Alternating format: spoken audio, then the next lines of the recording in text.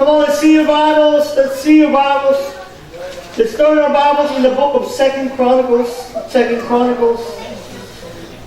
And today we're going to be talking about a topic again in the church.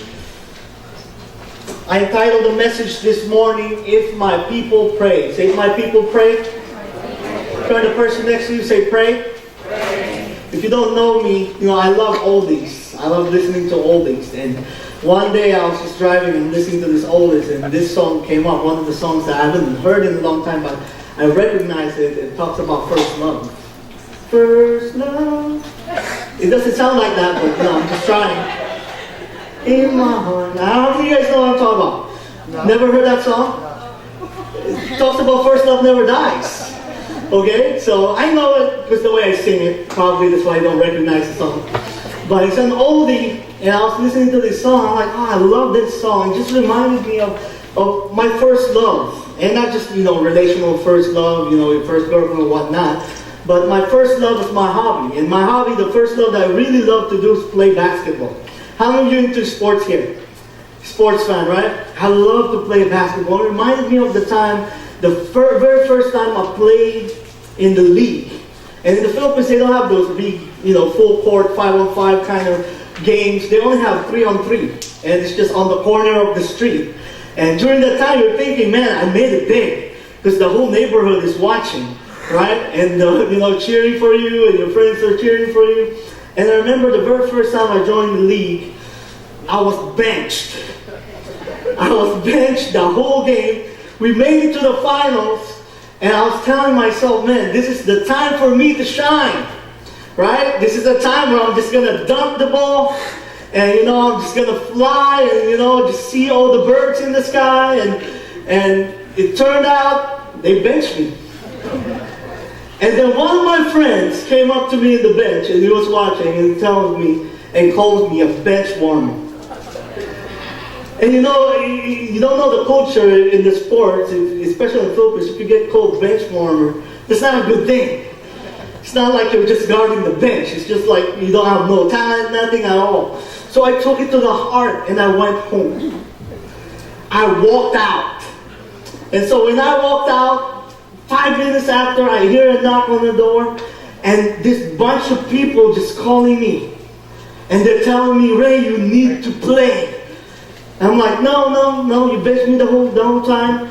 And they tell me, you need to play because we run out of players. Pretty much my whole teammates, they're all fouled out. So in order to play 3-on-3, you gotta have 3 on this team, 3 on the other team. Are you with me? And they only have 2 in my team. And so I was standing there, I'm like, so what now? Now you need my talents?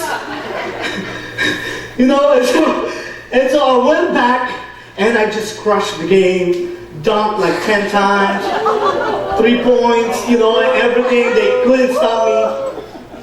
Actually, there was like 10 seconds left in the game.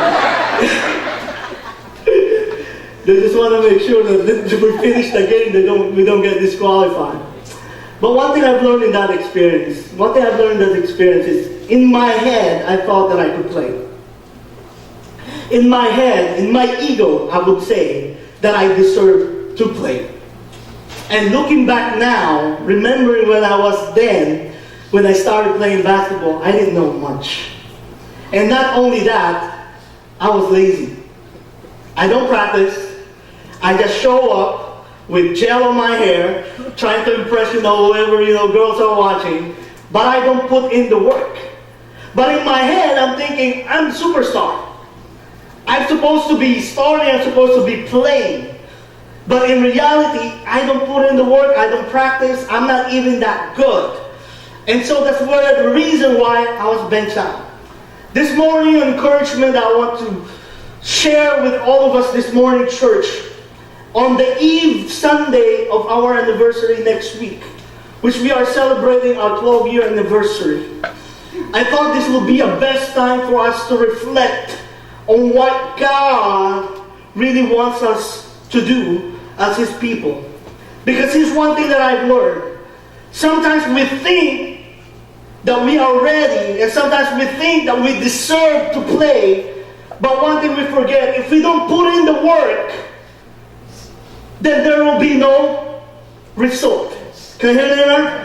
And many times I caught myself praying to God, God bless me. God, I want to break through. God, I want to experience that miracle. God, I want to experience that power that you're talking about in the Bible.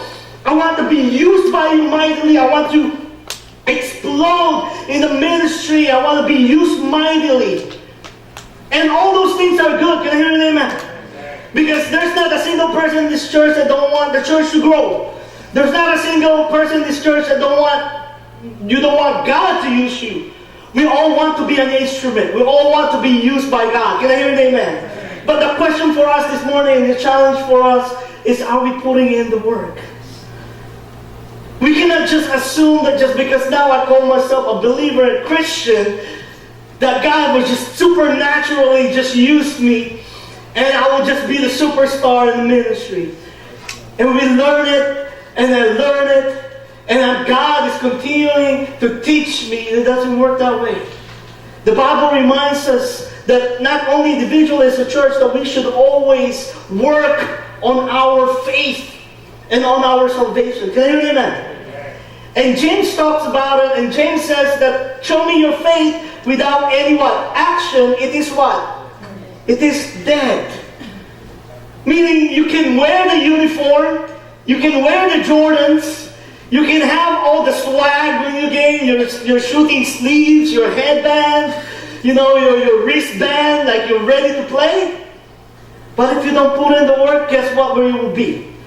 In the bench. Can I hear an amen? And that's exactly where sometimes the devil wants us as Christians to be. Oh, just sit in the bench. You look good anyway. You're wearing the same uniform anyway. You spiked up your hair. That girl's checking out. That's fine. Just sit. Just be comfortable. You don't need to go out there. You don't need to play. And God is challenging us as a church. No, I want to play. This is a team game.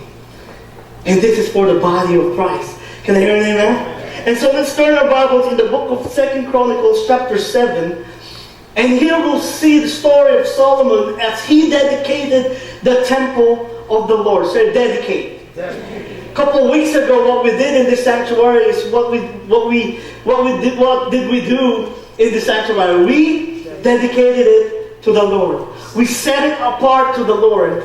And to give you just a quick context in the background of this story, David actually was the one that thought about building the temple for the Lord.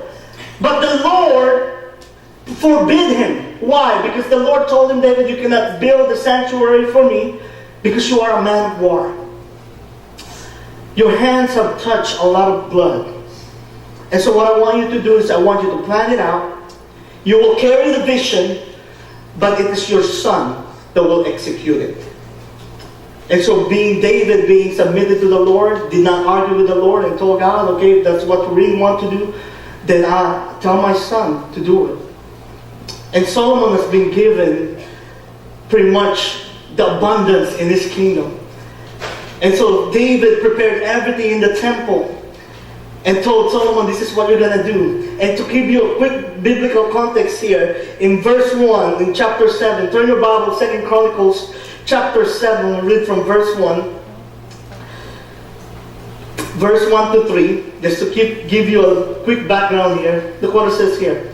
When Solomon finished praying, fire, say fire. Fire. Now I want you to make that reaction in your face, because you cannot just talk about fire and fire. Right? You gotta have that face. So I want you to look at the person next to you like there's something wrong with you and say, fire. Fire. All right. Look at the person next to you, because that's how you're not doing it. You're no fun. You know what they call you in the Philippines? Killjoy. You kill the joy. Turn the person next to you and look at them like something's wrong with you. Say, fire! Fire. Sorry, Mom, I didn't get scared. Fire! And there's another instance in the Bible that fire came down and swallowed up the sacrifice. When was it that time? Time of Elijah. When he challenged the Baal worshippers, and they called out on their God, and Elijah called out on his God, and nothing happened when Baal worshippers called out on their God. Elijah, when he prayed, he says that fire came down from heaven, swallowed up the offering. Look what it says there. Flashed down from heaven and burned up the burnt offerings and sacrifices. And the what? And the glorious presence of the Lord filled the temple. You know, that is the vision in this sanctuary. This sanctuary, no matter how beautiful it is, no matter how many changes we make in the stage or in the room, if the glorious presence of God is not in this sanctuary, it would not mean anything. Can I hear an amen, church? Even if we celebrate it next week, and even if we fill this up with many people, if the glorious presence of God in the sanctuary is missing, it would not mean anything. Can I hear an amen? But the Bible says that when they dedicated the temple to the Lord, that His glorious presence filled the temple. And look what it says in the following verse, verse 2. Even the priest could not enter the temple of the Lord because of what? Imagine the glorious presence of God that is so present.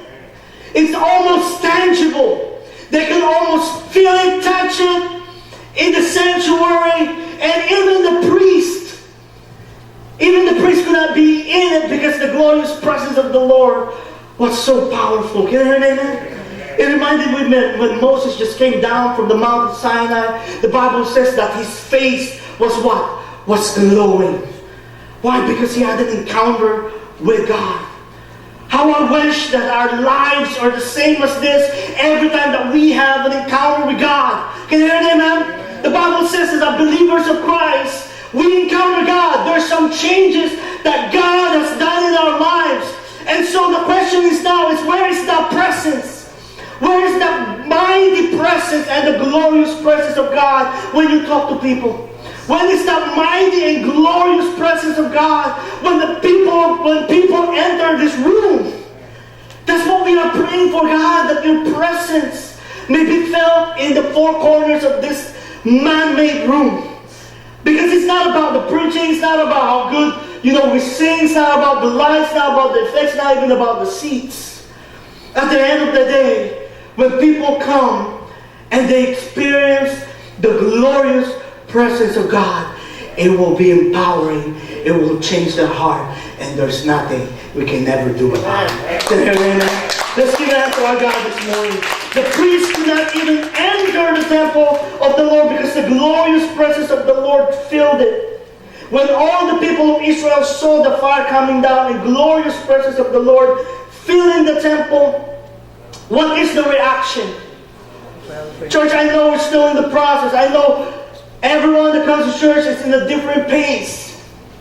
And we value that, we honor that. And we don't want to rush anyone. We don't want to say, oh, you have to be in this pace already, you have to be in this maturity already, or you have to act like this. Take your own time with your walk with the Lord.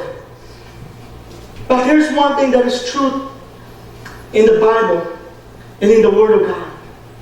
When there is presence and the glorious presence of God, people of the Lord cannot help but to worship Him. Can you hear an amen? Doesn't matter if it's Pastor Ray that sings. Maybe it does. But let me just use that as an illustration. Because when I sing, I like to be different.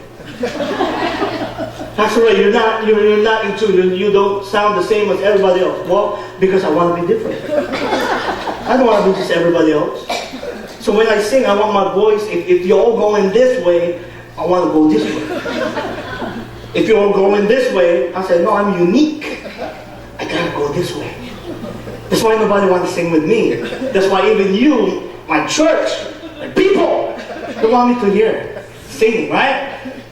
But what is the point? Here's the point. If the glorious presence of God is really here, and if the glorious presence of God is so powerful and so mighty, the Bible says that we have no choice but to worship Him. Fell face on our ground and worship the living God. Can you hear me? I pray for the time and the vision in this church that I see Him bed of people that did not come because I want to be blessed. I did not come because I want something. I did not come because of my own agenda. I came to worship the one true God. Can I hear an amen? Let's give a hand to our God this morning. They all fell face down on the ground and worshiped the Lord, saying, He is good. Just like what we always say. His faithful love, what? Endures forever. And look what it says. We'll jump on verse 10.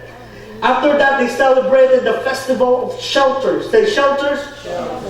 For a whole week, for 7 days, they just celebrated the feast. And look what it says on verse 10. On verse 10 it says, then at the end of the celebration, just like a couple of weeks ago, right?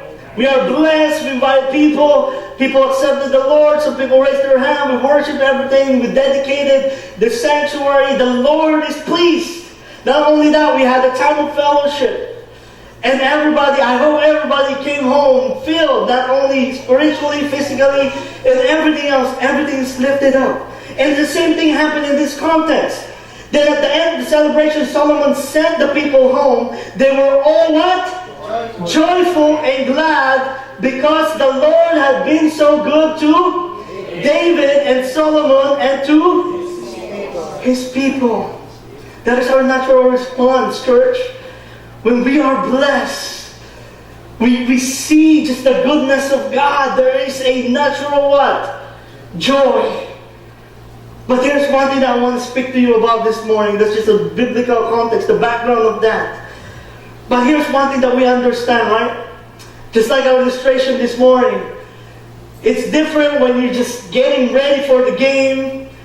You put your gel, your headband, whatever you put, to make you look good. But it's also different when actually you are about to play. Can you hear an amen?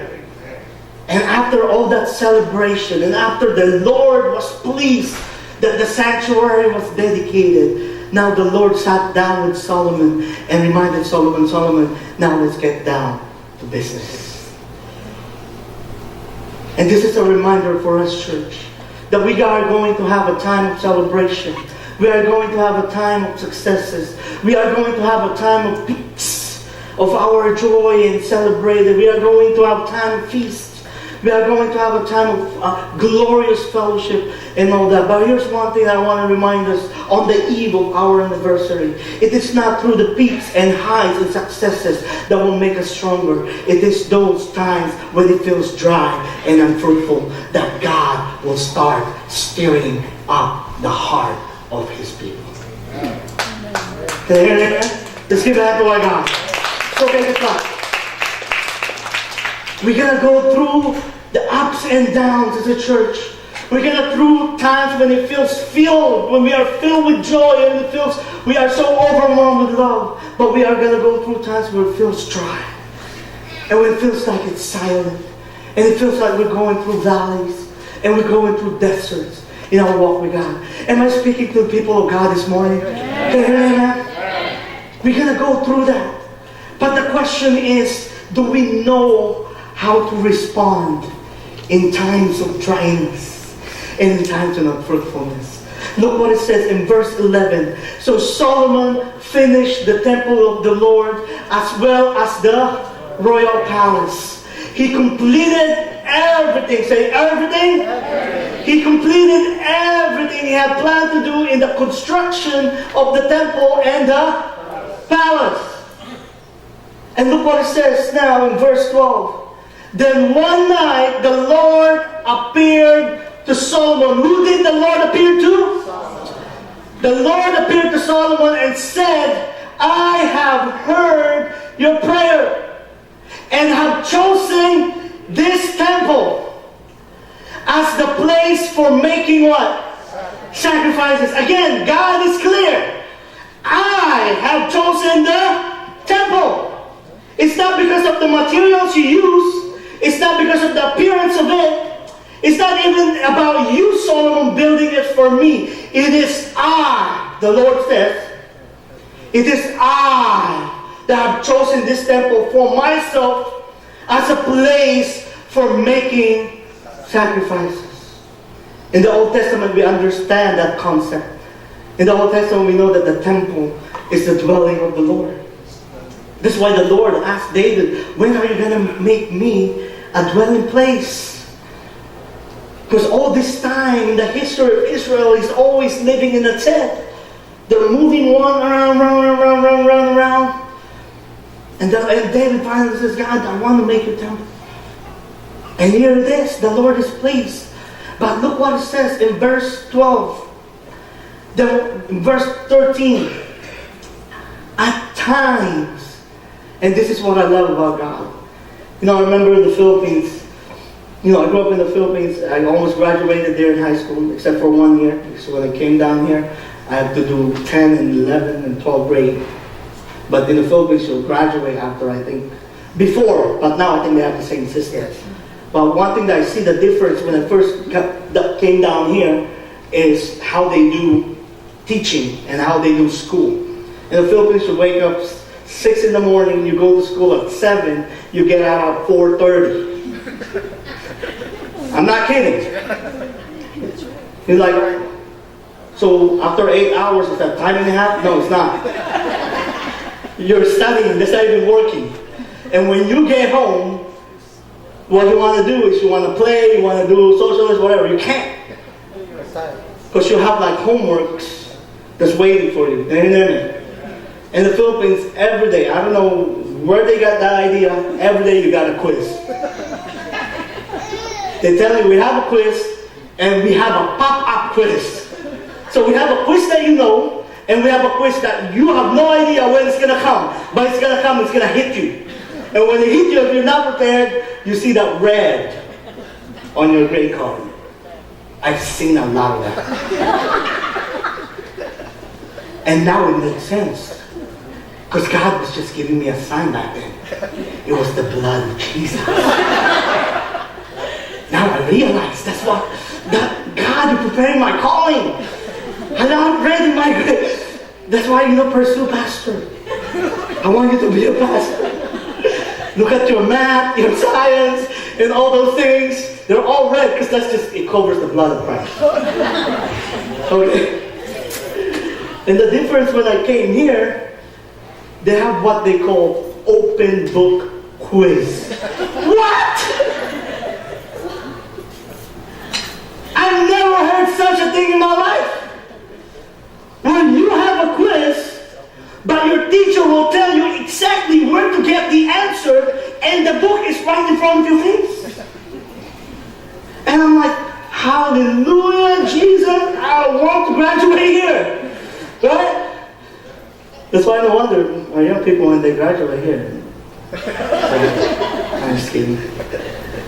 Open book quiz. Why? Because it will tell you it's a test. I'm going to give you the answer. Number one I notes this morning. You think that has no relevance, right? This morning. It's number one. When God gives us a warning, we ought to take note. Which segue, none of you really actually take notes. That's fine. That's why you get messed up. And call me back, I know what to do. Well, that's my preaching lesson. And that's a different topic. When God gives warning, we ought to take note because it also gives that. I don't understand what God's trying to tell me. Because you're not taking down notes. You're not listening. You just want to hear what you want to hear. You want to hear the answer that you want to happen.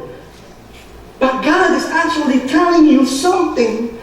And here's the good thing about God. When God is about to tell you something that is important, you'll know it. Why? Look what it says to Solomon here. Verse 13. Verse 13, look at what it says. At times, I might shut up the heavens. Does that sound like God is telling something? Sometimes God's telling us something like this. And God's like, take out the pen. Write it down because you're going to forget it. And God here is giving Solomon an open book quiz. God is telling Solomon, there's something I'm going to tell you is going to be important. I'm going to give you a clue, okay? And then God was winking. I'm going to give you a clue, okay? At times, not shut up the heavens so that no rain falls, or command the grasshoppers to devour your crops, or send plagues among you. What God is saying, there might be times, I told you what God is saying, there's going to be times where there's going to be drought. There are times where there's going to be unfruitfulness. And there are times that there's going to be testing and trials. Can you hear me? Amen? God is telling Solomon a warning, but Solomon, I don't know if he was taking down notes. But here's the good thing about God when he gives us a warning. Look what it says the following verse. Then God says in verse 14, then if my people who are called by my name will humble themselves, pray, seek my face, and turn from their wicked ways, I will hear them from heaven. I will forgive their sins, and I will restore their land. Church, are we taking down notes? When God gives a warning, make sure that we are listening. Can you hear me, amen, church? What God is telling Solomon, I am pleased with the temple. I am pleased with the dedication. I am pleased with the celebration. But here's one thing, Solomon. I'm going to give you a hint. There might be time that you might feel dry. There might be time that you might feel it's unfruitful. There might be time in your life that you might feel impatient. That the things that you are asking for and the things that you're praying for, you're not seeing. I'm going to give you the answer. Here's what you need to do. If you, my people, who are called by my name, will humble themselves, pray, seek me earnestly, turn away from your wickedness, then I will restore and heal the land. Can I hear an amen? Let's give an hand to our God this morning. God affirmed that His presence will reside in the temple. But just in case a time of drought and pestilence comes, God is already telling Solomon what they should do. Church, we should come to understanding that our walk with God is not always going to be among the still waters. That our walk with God is not always going to be in the green pastures where there's a lot of roses, plants, fruits. We have to understand that even in the journey of the people of Israel, that when they were in the journey, they went through a time that they had to go through in the desert and valleys before they get to what? To the promised land. What is God is reminding us this morning is that there are times that you're feeling the dryness, and there are times that you're feeling the drought, and there are times that you're feeling the unfruitfulness, and there are times that you feel like I want to rush things. That is the exact time that we fall down and we start seeking God. Can I hear an amen, church? That is not the time to complain. That is not the time to doubt. That is not the time to ask God what's next. That is the time to listen, fall on our knees, and start seeking the face of our God. Because only then we'll see what His real answer really is to our prayers. Can I hear an amen? Let's give an hand to our God this morning, church. Sometimes in times of dryness, in times of unfruitfulness, what we respond to God is what? Doubt and questions. God, why is it so dry? God, why is it there's no fruit? God, why is it I'm working so hard and still no result? God is saying you're not listening. God is saying you're not taking down notes. This is the time you fall down on your face, you humble yourself, you pray, and you seek my face. There are times that we go through dryness, and the first thing we do, I quit. There are times that we go through unfruitfulness in our lives, and we're like, oh, forget it, I'll just go. There are times that we go through no results. And we look at each other, we start complaining like the Israelites. We're When is the bread going to come? What's going to happen? We're all going to die and see you. Bring us back to Egypt. God is saying, well, if there's a time to complain, well, this is not it. In the time of your dryness, in the time of your unfruitfulness, in the time where there seems so many doubts, that is the time to be humble and we seek God's face. Can I hear an amen? Amen. That is the time to start seeking church. That is the time we start humbling ourselves. That is the time to point fingers. It's your fault and your fault. You know, you're not doing this, you're not doing this. God is saying, I'll give you a warning. I'll give you a quiz. But here's the answer. Look at number 2 in your notes. In times when things are dry and unfruitful, remember that is the time for the people of God to humble down and seek Him. Can I hear an amen? That is not the time to complain. That is not the time to point fingers. That is not the time to question God. That is actually the time where the people of God will start to seek Him. Can I hear an amen? What is God saying? God is saying, if my people. What is God saying? We're looking at each other. Who's God's people? Duh, that's you. Unless you don't want to. Sometimes when God gives us command and God gives us answer, we're playing down like, is that me? Who else? Who else is God's people? Them? God's saying, no, I'm talking to you, I'm talking to the people, I'm talking to Israel, I'm talking to the people who actually just celebrated and everything was rosy and everything was fun. I'm talking to the same exact people.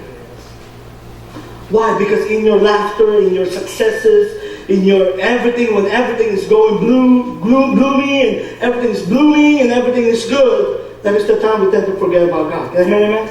Some of you standing here and like, I'm probably not really need God right now. Maybe. What about the deserts? The valleys? If you're sure in your life that you're never going to go through them, if you're sure in your life that you're never going to see deserts, because sometimes we forget that life is a journey. Can you hear me, amen? It's a season.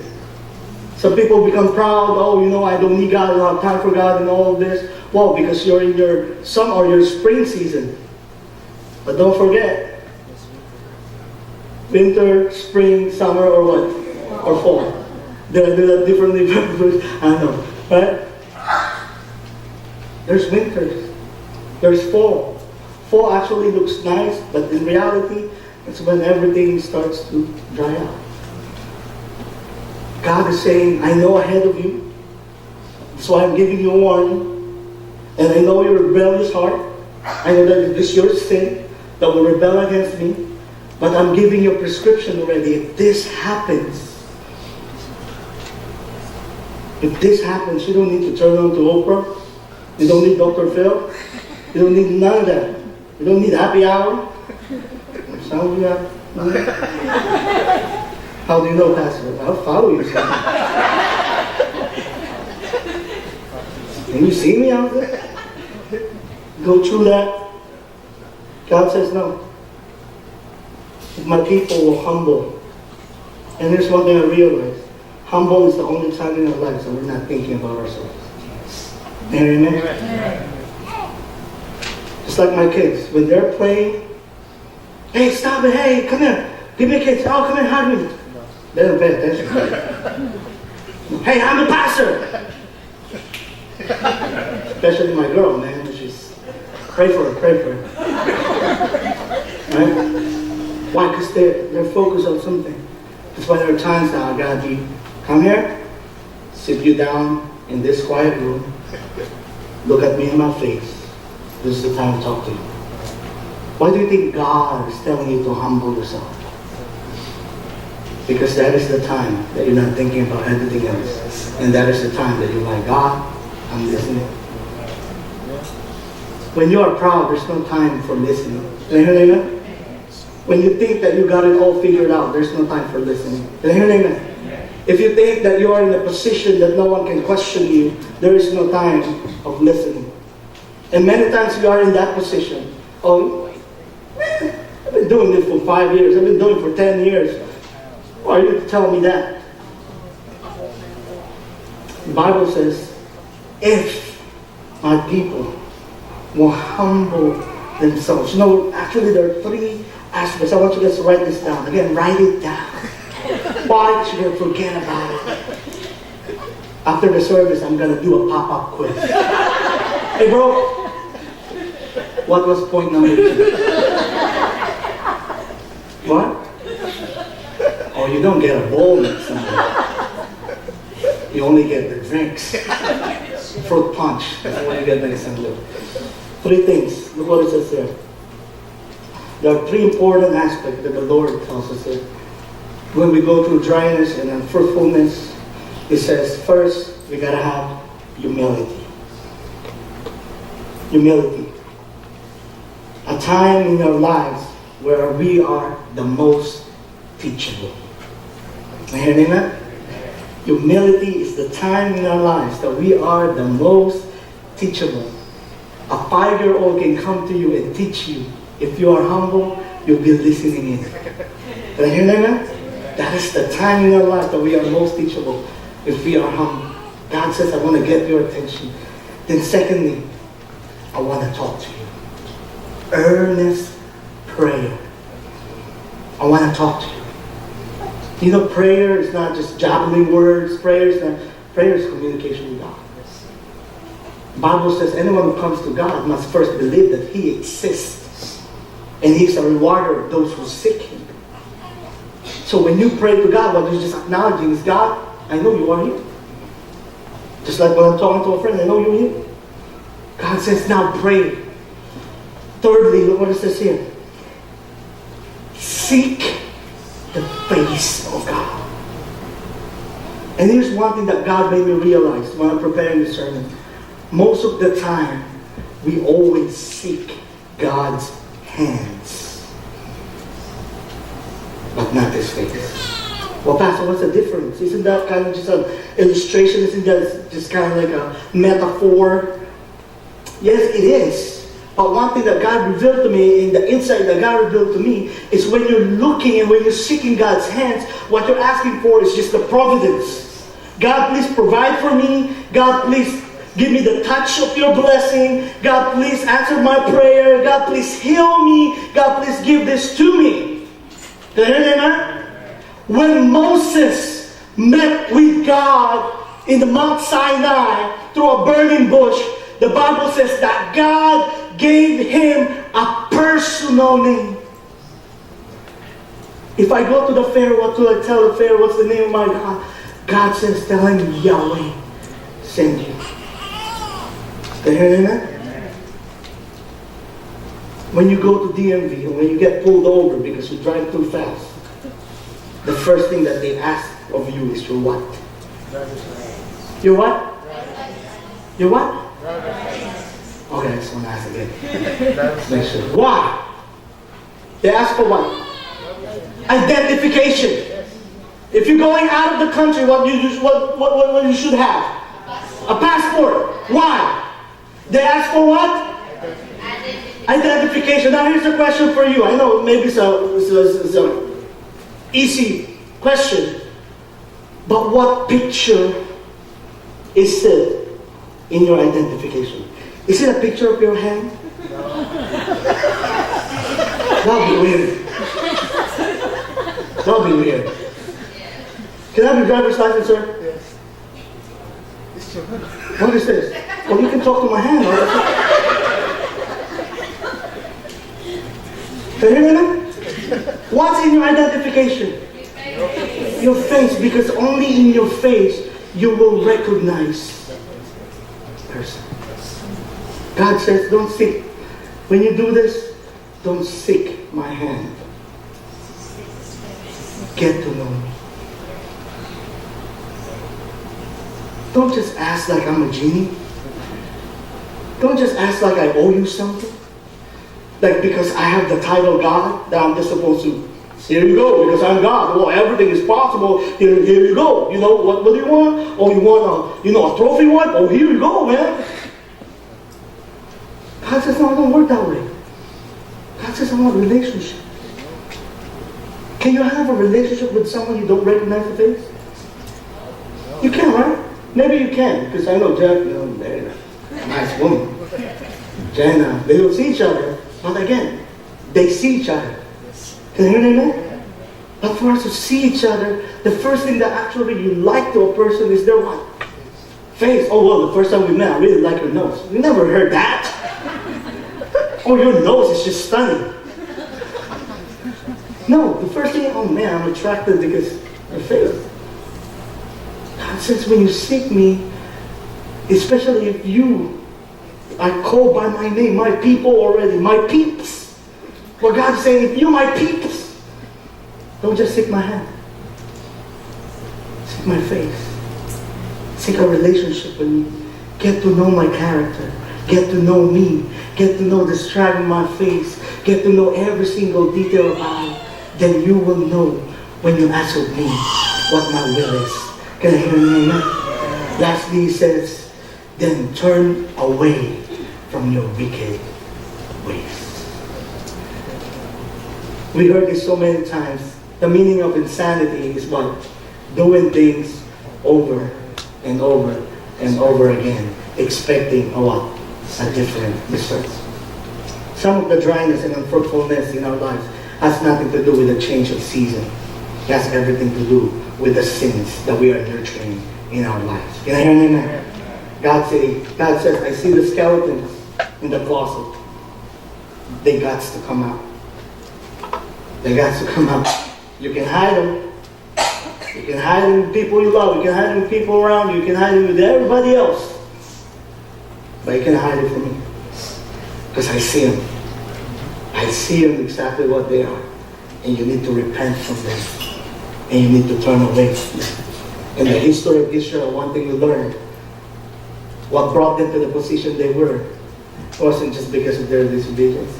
It was their sin and rebellion with God. Can I hear an amen? Humility, earnest seeking in prayer, and obedience. God says, if you get those three right, the result, restoration and forgiveness.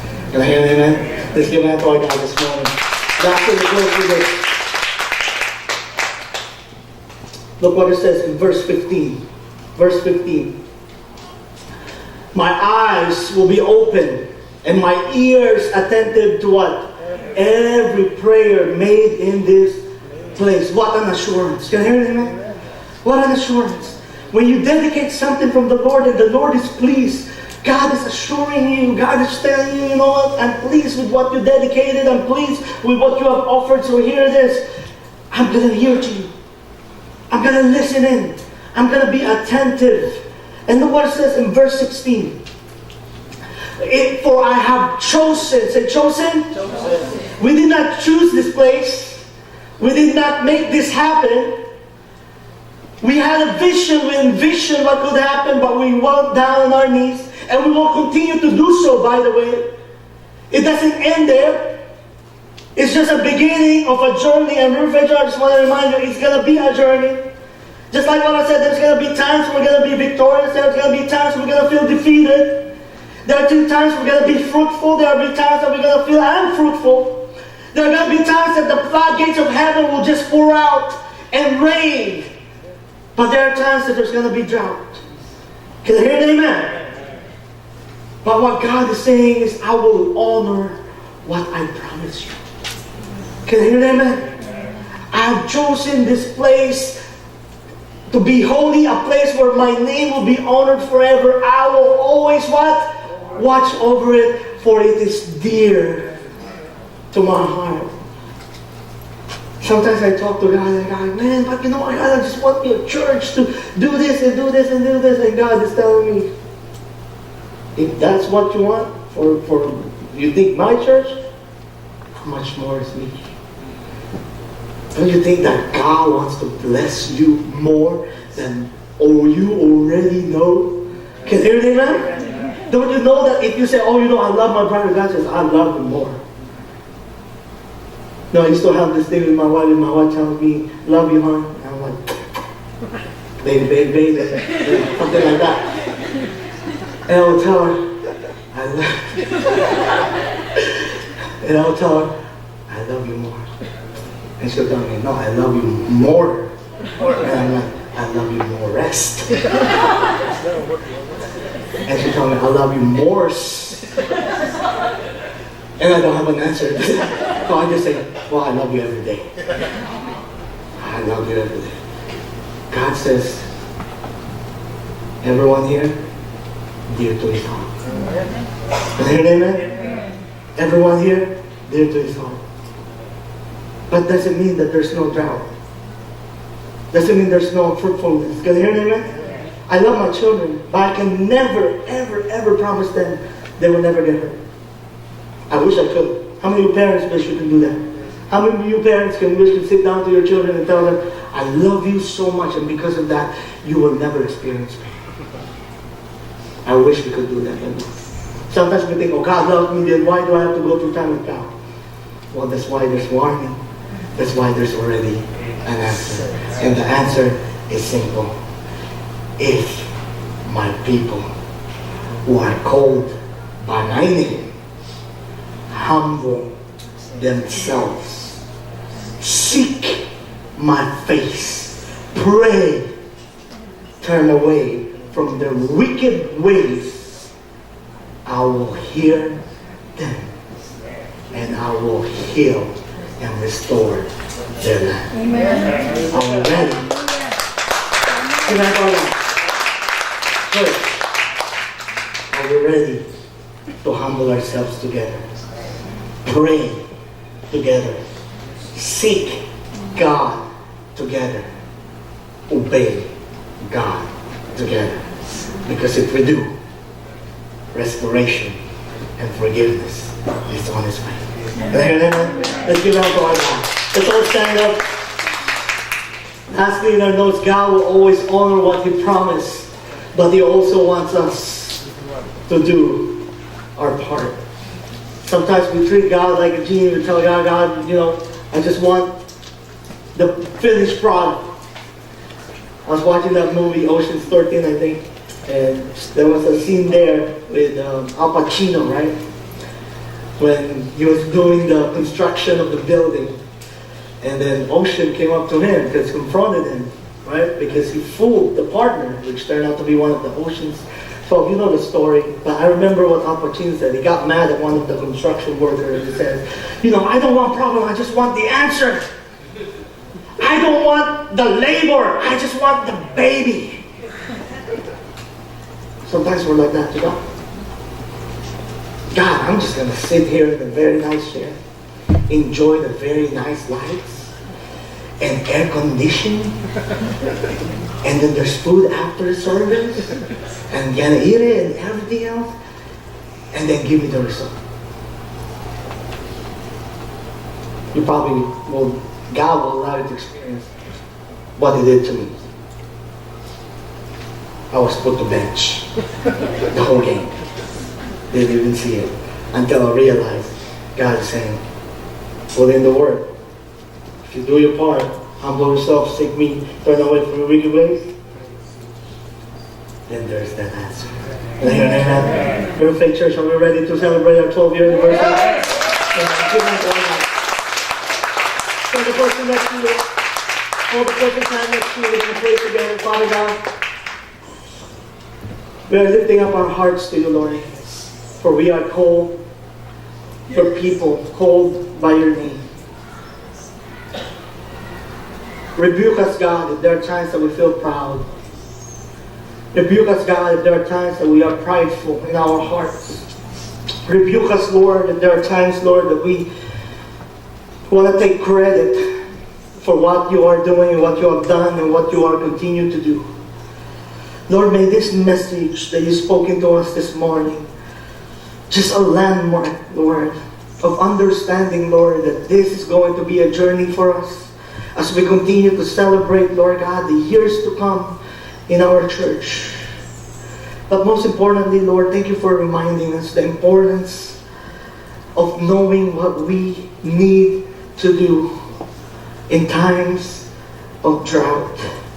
In times when it feels dry, in times when it feels there is no fruit, in times when we are impatient, in times when we are just looking for answers. Lord, may we not turn against each other. May we not point fingers, Lord. May we not complain. May we not question. May we not doubt. May we not fear. May we not worry. Lord, but may we see it as a time for us as a church to come together, fall on our knees, humble ourselves before you, seek your face, not only your hand, not only your power, not only your favor, but seek you personally, our personal relationship with you. Pray and turn away from our wicked ways. Then we will remind you your promise that you said and you reminded us this morning. Then I will hear their prayer. I will heal and restore their land. Jesus, thank you for restoring and healing us, all because of your love for us. We lift up everything to you as we pray this in Jesus' mighty name. And everyone says, Amen. Come on, let's do the right song. Praise our God as we sing the final song to the Lord.